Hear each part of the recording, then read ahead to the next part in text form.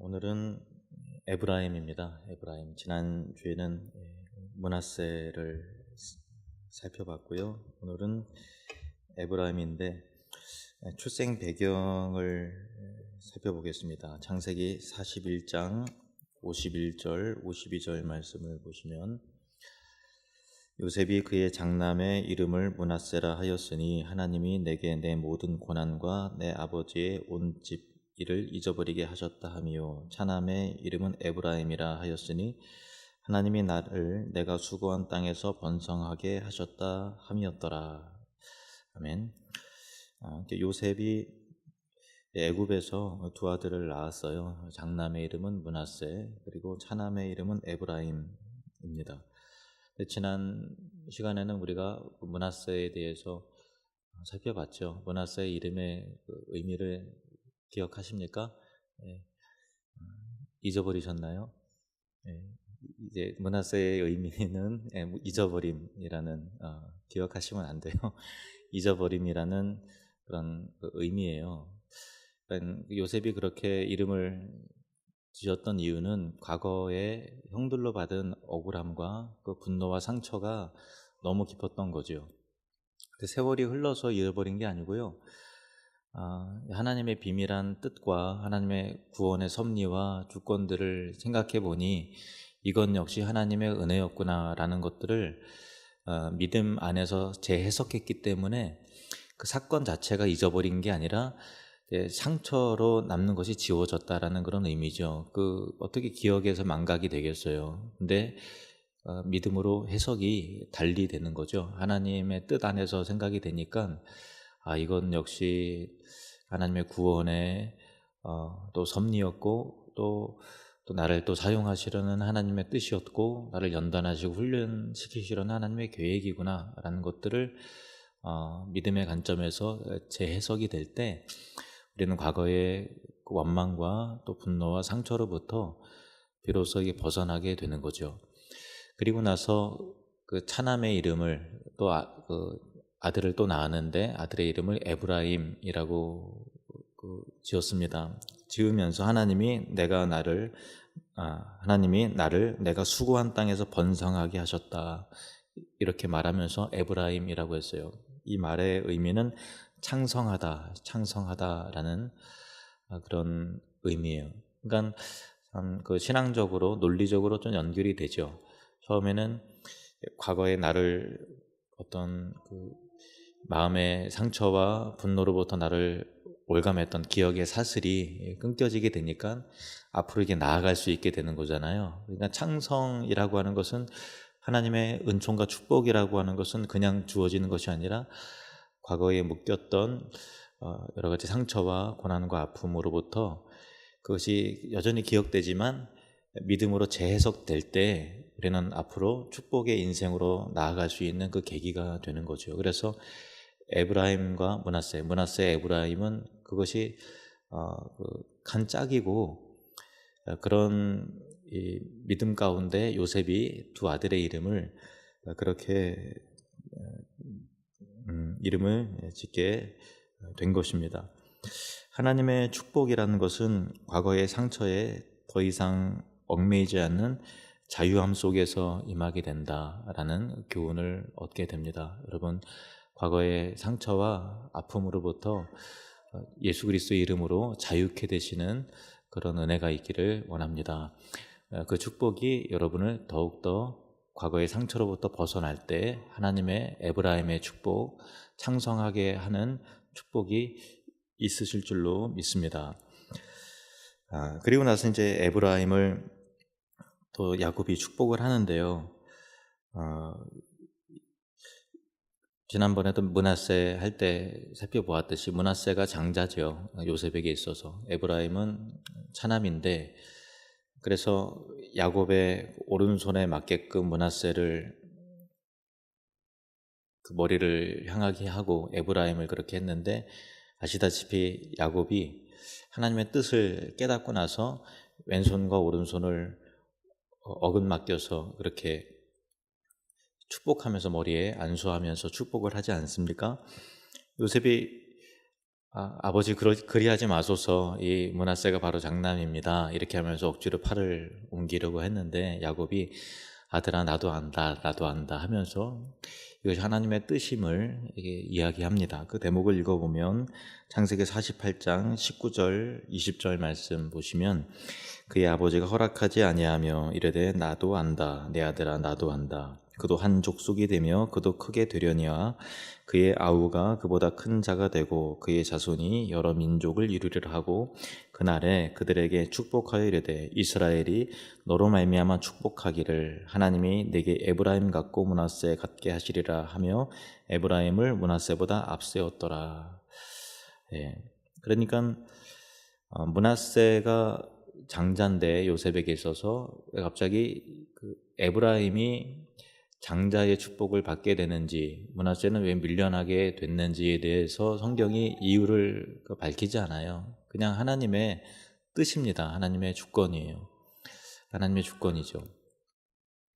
그러니까 그 주권적인 것을 야곱이 그것을 깨달아 알고 어떤 사사로운 감정이라든가 분위기, 예를 들면 진짜 이렇게 하면 그 용기가 필요한 거잖아요. 얼마나 분위기가 썰렁해지겠어요. 그리고 므낫세는 얼굴이 이제 막 울그락불그락해지겠고 그런 상황들이 하는데 야곱은 철저히 하나님의 뜻을 그렇게 따르지 않습니까?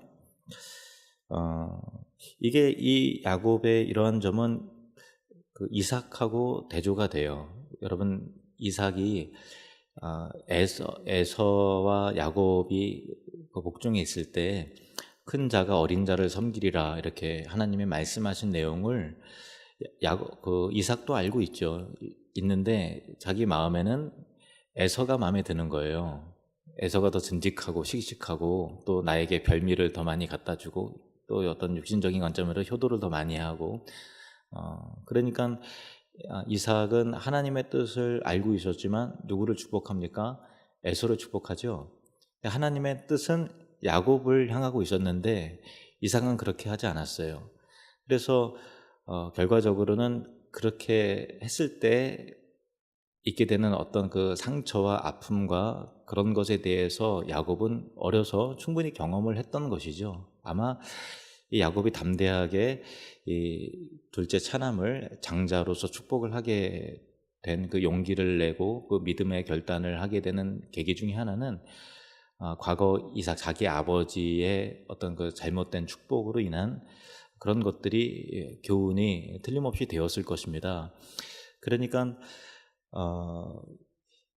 이 아까 이제 므낫세와 에브라임 얘기를 할 때 야곱 요셉이 므낫세라고 이름을 짓는 것은 잊어버렸다라고 하는 관점에서 과거의 어떤 상처를 지원할 필요는 있는 것이지만 동시에 한 가지 과거는 과거에 얽매이지 말아야 된다라고 하는 측면도 있지만 동시에 그 야곱의 이런 축복을 통해서 과거는 교훈으로 삼아야 된다라고 하는 그런 것도 우리가 얻을 수 있는 것이죠. 이제 야곱 이삭을 통해서 얻게 된 그런 교훈, 하나님의 뜻 가운데서 순종해야지 내 감정대로 내 생각대로 축복도 그렇게 하나님의 뜻과 관계없이 하면은 안 된다라고 하는 것을 야곱은 이삭의 아버지 그 모습을 통해서 철저하게 교훈을 얻었을 것입니다.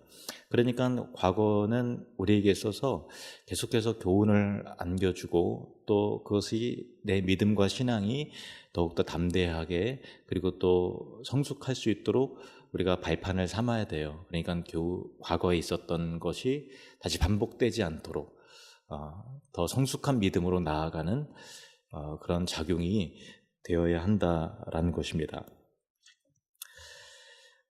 이 에서는 아까 이제 금방 그 야곱 대신 에서의 축복이 야곱으로 이제 결과적으로 그렇게 가게 됐잖아요. 근데 에서가 장자의 축복을 야곱에게 뺏긴 이후에 야곱을 막 죽이려고 하고 분노와 원망이 심했죠. 이제 그 정도로 장자의 축복이라는 것은 그런 의미를 가지고 있는데, 근데 에브라임과 므낫세에 있어서 여러분 므낫세가 장자, 원래 육신적으로 혈통적으로 장자인데 장자의 축복이 에브라임에게로 넘어갔잖아요. 그런데 성경에 보면은 므낫세가 에서와처럼 그렇게 반응했다라는 구절이 없어요. 그건 참 그 므낫세가 굉장히 온유하고 겸손하게 하나님의 주권을 겸허히 받아들이면서 인정했다라는 그런 의미예요. 그래서 지난번에 살펴본 바와 같이 축복의 크기와 분량은 에브라임보다는 못하지만 그러나 그 수에 대한 불만을 제기하지 않아요. 므낫세는 그 인정해요. 어떻게 보면 굉장히 분통 터지는 일이고 어떻게 이런 법이 있느냐고 길길이 날뛸 만한데 므낫세는 그러지 않아요. 나중에 지파를 형성했을 때 이 모세의 축복을 받고 나서도 그 므낫세 지파는 따지지 않아요. 근데 결국은 처음에는 에브라임보다 못했지만은 시간이 가면 갈수록 이 므낫세는 더욱더 강성해지고 또 땅도 또 이 12지파 중에서 가장 크게 차지했을 뿐만 아니라 유다 지파 다음으로 인구가 많아지는 그런 그 강성한 지파가 되죠. 그러니까 처음에 받게 되는 분량은 다른 사람에 비해서 내게 좀 작은 것 같고 하지만 여전히 이 본문에 보면은 므낫세를 저주하지 않은 하나님이 므낫세 역시 축복한단 말이에요. 에브라임보다 작을 뿐이지. 그러니까 자기의 분깃에 대해서 인정하고 감사하는 마음을 가질 때 시간이 지나면 지날수록 그 사람은 더욱더 큰 그 창대함과 또 하나님께서 세워주시는 은혜의 일들이 그 역사 속에서 인생 가운데서 펼쳐지게 된다라고 하는 그런 교훈을 또 므낫세를 통해서 얻게 되는 것입니다. 또 오늘의 말씀의 핵심은 이제 에브라임이니까 에브라임을 통해서 또 살펴보면 에브라임은 자, 신명기 33장도 한번 좀 보실까요? 에브라임 보기 전에 신명기 33장을 한번 보시겠습니다. 13절부터 요셉에 대하여는 일러스되 원하건대 그 땅이 여호와께 복을 받아 하늘의 보물인 이슬과 땅 아래에 저장한 물과 태양이 결실하게 하는 선물과 태음이 자라게 하는 선물과 옛산의 좋은 산물과 영원한 작은 언덕의 선물과 땅의 선물과 거기 충만한 것과 가시떨기 나무 가운데에 계시던 이의 은혜로 말미암아 복이 요셉의 머리에 그의 형제 중 구별한 자의 정수리에 임할지로다. 그는 첫 수송아지 같이 위엄이 있으니 그 뿔이 들소의 뿔 같도다. 이것으로 민족들을 받아 땅끝까지 이르리니 곧 에브라임의 자손은 만만이요 므낫세의 자손은 천천이리로다. 왜 이렇게 에브라임은 만만이요 므낫세는 천천이다 이렇게 했는지도 본문이 이유를 밝히지 않아요. 하나님의 주권입니다. 여러분 인생 가운데 하나님의 주권과 계획하심을 겸허히 인정하시고 받으시는 하나님 앞에서 겸손한 저와 여러분이 되시기를 바랍니다. 진정한 행복은 하나님께서 주신 그런 것이 다른 사람과 비교하지 않고 내 것을 은혜로 바라보는 사람이 귀한 것이고 행복한 것이죠. 바울 사도는 디모데후서에서 하나님이 쓰시는 그릇들 가운데 금그릇도 있지만 다 금그릇이 아니라 어떤 그릇은 은그릇이고 또 어떤 그릇은 나무그릇이고 또 질그릇도 있다고 말해주고 있습니다. 또 하나님께서는 어떤 사람에게는 5달란트를 맡기시기도 하고 어떤 사람에게는 2달란트 또 1달란트를 맡긴 사람이기도 하죠. 그런데 므낫세 같은 경우는 금그릇도 아니고 5달란트 받은 것이 아니었어요. 한 2달란트 정도 받았다고 볼 수 있겠죠. 근데 므낫세가 그런 사람이었다라는 것이죠. 중요한 것은 비교하지 않고 자기가 맡은 일에 충성하면은 금그릇이나 은그릇이나 다 하나님께서 필요해서 하시는 건데 하나님과의 관계 속에서 나를 정결하게 하고 깨끗하게 하면 하나님께서 귀하게 쓰신다라는 것입니다. 디모데후서 2장 20절에서 21절 말씀을 보시겠습니다. 디모데후서 2장 20절에서 21절 시작. 큰 집에는 금그릇과 은그릇뿐 아니라 나무그릇과 질그릇도 있어 귀하게 쓰는 것도 있고 천하게 쓰는 것도 있나니 그러므로 누구든지 이런 것에서 자기를 깨끗하게 하면 귀히 쓰는 그릇이 되어 거룩하고 주인의 쓰심에 합당하며 모든 선한 일에 준비함이 되리라. 아멘. 그러므로 누구든지 이런 것에서 자기를 깨끗하게 하면 귀히 쓰는 그릇이 되어 그렇죠. 귀히 쓰는 그릇이 되어 거룩하고 주인의 쓰심에 합당하며 모든 선한 일에 준비함이 되리라. 그 에브라임 지파는 금그릇과 같은 지파였어요. 금그릇 같은 지파였어요. 에브라임은 특별한 축복을 받은 거죠. 자 보세요. 요셉의 아들이잖아요. 근데 요셉이 장자의 축복을 받았는데 요셉이 장자가 아니잖아요. 거의 끝에서 두 번째지, 그죠? 12아들 중에서 거의 막내격이란 말이에요. 베냐민 지파, 베냐민 빼놓고. 그런데도 장자의 축복을 받았으니 큰 은혜가 임한 거죠. 게다가 또 에브라임은 또 므낫세와 에브라임 가운데서 또 막내란 말이에요. 그러니까 어떻게 보면 12지파 중에서 제일 원래 서열적으로 보면 제일 막내여야 되는데, 장자의 그 축복을 받은 지파가 바로 에브라임 지파니까 금그릇과 같은 지파였고, 그리고 하나님께서 그 야곱의 입술을 통해서, 그리고 또 모세의 입술을 통해서 에브라임은 만만이요 므낫세 천천이라 이렇게 얘기했던 것 같이 크게 하나님께서 대우해 주시는 지파가 바로 에브라임 지파였어요. 그 이유도 성경에 나와 있지는 않아요. 또 하나님의 주권이고 그냥 은혜입니다. 은혜, 그냥 은혜죠. 그래서 이 에브라임 지파에서 굵직한 탁월한 지도자가 많이 나왔어요. 여러분 잘 아시는 여호수아가 에브라임 지파 사람이고요. 그리고 사사 시대 가운데서 여선지자 드보라가 에브라임 지파 사람이고, 그리고 압돈도 에브라임 지파, 사사 압돈도 에브라임 사람이고요. 그리고 그 유명한 사무엘이 에브라임 지파 사람입니다. 그리고 이스라엘이 북이스라엘과 남유다로 나눠지게 될 때 하나님께서 북이스라엘의 지도자로 세운 사람이 바로 여로보암인데, 여로보암이 바로 에브라임 지파 사람이죠. 그러니까 사사시대 때부터 영향력이 장난이 아닌 거예요. 그 여호수아, 그리고 사사시대의 끝자락에 있었던 사무엘, 왕정시대를 연, 그죠? 얼마나 위대한 하나님의 사람이었어요. 그리고 남과 북이 갈라졌을 때 여로보암, 북이스라엘의 어떤 대표가 되는 지파가 이 에브라임 지파가 형성이 된 거죠. 그런데 많은 지도자들이 이처럼 배출이 됐고 북이스라엘을 주도하는 대표 지파였지만, 잘 보세요. 원래 태생 자체가 막내였잖아요. 그리고 그 이유가, 합당한 이유가 에브라임이 했기 때문에 그런 장자의 대접을 받은 게 아니라 순전한 하나님의 은혜였다라는 것을 앞서서 살펴보았다고 했어요. 그러면 에브라임은 이것이 하나님의 은혜라는 것을 기억하고 있어야 되는 거죠. 본인들이 잘해서 그런 것 아니었어요. 그죠? 순전히 하나님의 은혜가 임한 거죠.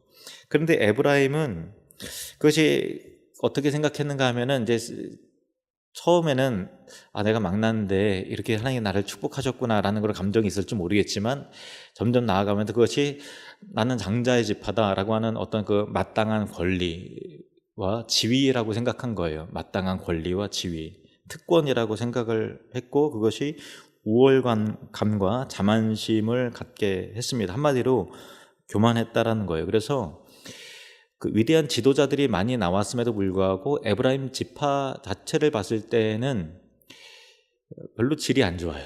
그러니까 이 역사 속에서 긍정적인 측면에 기여한 것보다는 부정적인 측면으로 많이 작용을 한 지파가 바로 에브라임 지파예요. 세월이 가면 갈수록. 그러니까 므낫세 지파는 세월이 가면 갈수록 더 많은 축복과 확장이 있었고, 에브라임 지파는 아주 멋있게 출범이 됐는데 세월이 가면 갈수록 그렇게 정말 다른 지파의 걸림돌과 같은 역할을 했던 지파가 바로 에브라임 지파인 거죠. 무엇이 그렇게 하게 했을까? 금방 말씀드렸다시피 에브라임 지파는 자기들이 큰 지파고 장자 지파임을 자랑했는데, 그렇다면은 마땅히 그것에 따른 어떤 그 책임도 따른 거잖아요.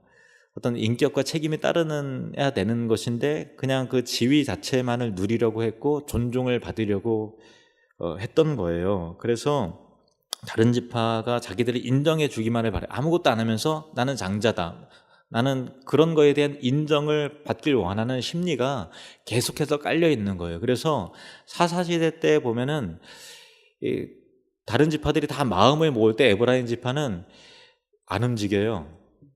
자기가 주도해야 하는 일에는 하지만은 누군가 주도하는 일에 있어서는 같이 안 하는 거예요. 그냥 팔짱 끼고 있고 나중에는 회방을 하고, 대표적으로는 이 사사 기드온이 미디안 족속과 싸울 때 에브라임 지파는 참전을 안 했어요. 근데 기드온이 승리를 하니까 이게 분위기가 좀 이렇게 기드온으로 흘러가고 거기가 영웅이 되니까 갑자기 배가 아픈 거죠. 그러니까 막바지에 참전을 하고 또 이제 공도 또 세우긴 했어요. 그리고 나서 기드온에게 다가가서 막 따지는 거예요. 너희가 우리를 무시해서 이렇게 요청도 안 했다고. 근데 기드온의 말을 들으면 그게 아니에요. 사사기 8장 1절에서 3절 말씀을 보시면 에브라임 사람들이 기드온에게 이르되 내가 미디안과 싸우러 갈 때에 우리를 부르지 아니하였으니 우리를 이같이 대접하면 어찌 됨이냐 하고 그와 크게 다투는지라. 싸운다는 게 들렸죠. 근데 와서 이게 정중하게 엎드려서 제발요 좀 와주세요, 이게 사정 안 했다고 알고 있으면서도 에헴 하고 싶은 그런 마음 때문에 이 에브라임 지파가 그런 거예요. 그러니까 요즘 말로 말하면 꼰대라고 그래야 되나? 그런 게 있는 거예요. 에브라임 지파의 심리 가운데 우리가 장자 지파인데 와서 먼저 보고를 했어야지 하는, 정중하게 제발 좀 도와주십시오 이렇게 했어야지 어디 그냥 이렇게 그런 식으로 우리를 무시하냐, 그런 거 있다 보니까 기드온이 막 하는데도 멀찍이 이러다가 안 되겠다 싶어서 나중에 참전했는데 나중에 성질을 기드온에게 부르는 거죠. 근데 기드온이 굉장히 좀 지혜롭게 잘 얘기했어요. 기드온이 그들에게 이르되 내가 이제 행한 일이 너희가 한 것에 비교되겠느냐? 에브라임의 끝물 포도가 아비에셀의 만물 포도보다 낫지 아니하냐? 얼마나 정말 꿀 떨어지는 말이에요. 에브라임의 끝물 포도가 이 아비에셀의 만물 포도보다 낫지 아니하냐. 예. 그리고 나서 뭐라고 말하냐면은 하나님이 미디안의 방백 오렙과 스앱을 너희 손에 넘겨주셨으니 내가 한 일이 어찌 능히 너희가 한 것에 비교되겠느냐 하니라. 기드온이 이 말을 하매 그때 그들의 노여움이 풀리니라. 그러니까 참 이렇게 대접받길 좋아하고 당신이 최고입니다. 우리는 정말 아무것도 아니죠. 당신이 정말 왕입니다. 이렇게 해주면 아주 기분이 좋아서 어쩔 줄로 몰라 하는 그 에브라임 지파의 성향이 여기서 이게 발견이 되죠. 근데 이게 한번 얘네들이 에브라임 지파가 한번 이게 맛을 들린 거예요. 그리고 나서 세월이 조금 흘렀습니다. 그리고 나서 또 선지자 입다가 암몬 족속과 이게 싸우는데 그때도 이제 이 기드온의 그 싸움에 동참 안 했듯이 얘네들도 그 에브라임 지파가 관망만 하고 있다가 나중에 또 한 소리를 하는 그런 상황이에요. 자, 사사기 12장 1절에서 3절 말씀 보시면 에브라임 사람들이 모여 북쪽으로 가서 입다에게 이르되 내가 암몬 자손과 싸우러 건너갈 때 어찌하여 우리를 불러 너와 함께 가게 하지 아니하였느냐? 우리가 반드시 너와 내 집을 불사르리라 하니. 그죠?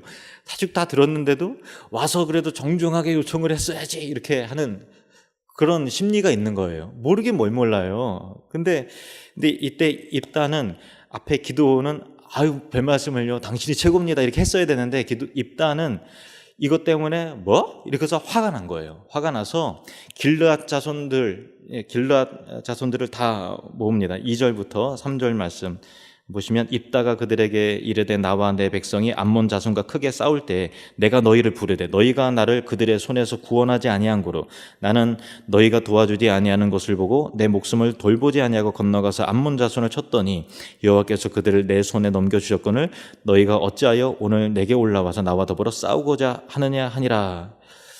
그러니까 이 에브라임 지파가 지나치게 장자의 지파라고 하는 체면과 위신이 강하다 보니까 다른 사람들이 주도하는 일을 시기하고 동참하지 않는 거예요. 그죠? 우리도 신앙생활 할 때 참 우리가 이런 측면이 있으면 참 곤란합니다.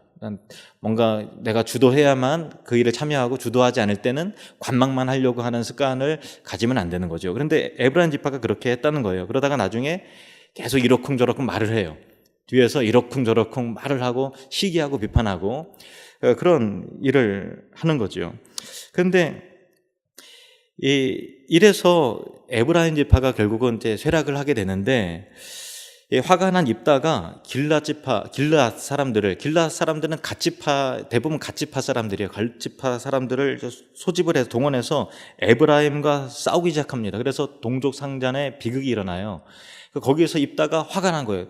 우리가 불렀는데 오지도 않아 놓고선 지금 어디서 딴 얘기야 그러면서 막 화가 나갖고 불사른다고 내가 너희를 불살라주마 하면서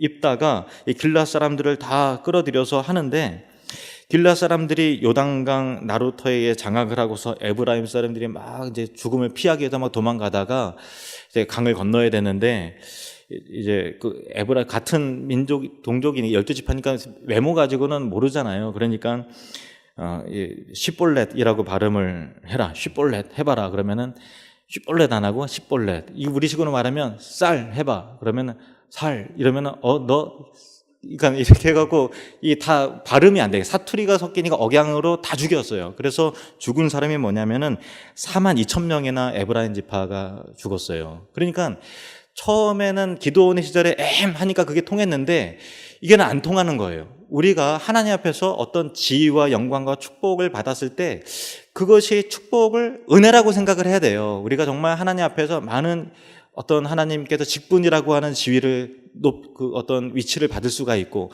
어떤 재물과 또 여러 가지 건강과 또 하나님께 주시는 은총이 많이 있단 말이에요. 근데 그런 모든 것들이 에브라임 지파가 받을 만한 자격이 돼서 준 게 아니란 말이에요. 그것은 은혜였다는 거예요. 은혜. 그래서 제일 꼬두발이 아니에요. 지금 그죠? 제일 막내격인데 장자로서 하나님 대접을 해주면 이것은 전적인 하나님의 주권과 은혜다라는 것을 기억을 하고 겸손했어야 되는데 처음부터 내가 자격이 돼서 그것을 얻은 것처럼 하고 뒤에서 자꾸만 꼰대처럼 막 하고 내가 주도하지 않는 일은 전혀 신경을 안 쓰고 이러쿵저러쿵 뒤에서 말만 많이 하고, 그런데 그게 처음엔 통했어요. 그런데 나중에는 그것이 안 통하고 그 일을 통해서 결국은 에브라임 지파가 쇠락하게 되는 그런 계기가 됐다라고 하는 것은 우리에게 있어서도 참 교훈이 되는 것입니다. 은혜를 은혜로 여기지 않고 당연한 권리로 생각하고 자신의 지위를 책임으로 생각하지 않고 섬기는 일을 게을리하면 그 위치와 책임이 그 축복까지도 결과적으로는 재앙이 될 수 있다라고 하는 것이죠. 잠언 16장 18절 말씀을 같이 읽겠습니다. 잠언 16장 18절 시작. 교만은 패망의 선봉이요 거만한 마음은 넘어짐의 앞잠이니라. 여러분, 진정한 이 영향력, 선한 영향력과 존경은 어떤 지위와 어떤 거기서 나오는 것이 아니라 책임과 인격을 통해서 이제 흘러나오는 것이죠. 우리가 하나님 앞에 어떤 지위와 직분을 받을 때 그 직분 자체가 선한 영향력을 주는 것이 아니라 겸손한 마음으로 그 직분을 감당할 때 거기에서 하나님께서 영광을 받아주시고 그 사람을 더욱더 존귀하게 세워주시는데 그런 은혜가 저와 여러분에게 있길 원합니다. 후에 에브라임 지파에서 이제 여로보암 왕이 또 나오게 되고 또 북이스라엘의 대표 지파가 돼요. 하나님의 어떤 그 축복에 대한 예언은 그대로 이제 진행이 됩니다만은, 그런데 그 책임을 선한 영향력을 끼치지 않고 악한 영향력을 계속 주다 보니까 결과적으로는 북이스라엘의 심판과 멸망에 있어서 가장 큰 책임을 물었던 지파가 바로 에브라임 지파가 된 거예요. 그렇죠.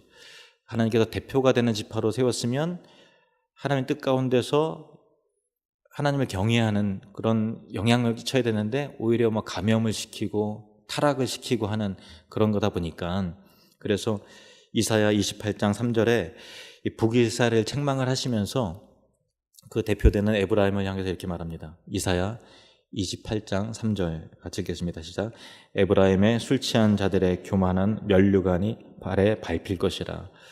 북이스라엘을 향한 예언의 말씀이에요. 근데 왜 에브라임이라고 그랬겠어요? 니네가 대표가 아니냐. 그런 대표로 인한 책망인 거죠. 그러니까 어떤 이 하늘들이라든가 또 전도회라든가 또 우리 교회면 또 제가 또 하나님께서 세우신 리더겠죠. 그리고 또 각각의 가정의 가장들, 어떤 리더가 되시는 분들은 책임까지도 하나님 앞에서 그 책임까지도 같이 있다라는 것을 꼭 기억을 하시기를 바랍니다. 그래서 에브라임은 참 막내임에도 불구하고 장자의 축복을 받은 지파가 됐는데 그 축복은 순전히 하나님의 은혜로서 다른 형제들을 겸손히 섬기라고 하신 것이었습니다. 하나님께서 내게 주신 축복은 그 축복을 통해서 다른 사람들에게 유익이 되게 해야 되고 은혜임을 잊지 말아야 할 것입니다. 하나님의 축복이 나에게 계속 머무르게 하는 유일한 방법은 따라합시다. 겸손입니다. 하나님에게 계속 쓰임받는 인생이 되고 싶지 않습니까? 저도 그러길 원합니다. 저도 하나님 앞에 계속 쓰임받고 싶어요. 여러분도 마찬가지시죠? 하나님에게 계속 쓰임받는 인생이 되는 방법이 있습니다. 따라합시다. 그건 역시 겸손입니다.